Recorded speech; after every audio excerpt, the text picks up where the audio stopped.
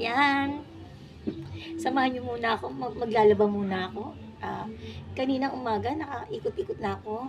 Ang linis-linis na ng loob ng bahay. Tapos ngayon na, laba-laba naman.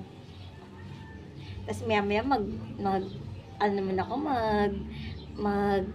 ano ng mga halaman, magdidilid. Hindi talagang mga gawain pang ina, no? Ma'am. Yes! May may Shopee. Ano po yan? Dalawang dito. Para sa anak ko? Oo. Bayad na yan. Budget natin. Pag di yan bayad, di ko babayaran. Bayad na?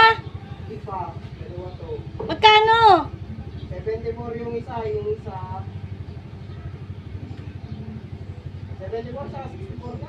Mura lang. Sige, ano ko na. 138. Okay, bayaran ko na.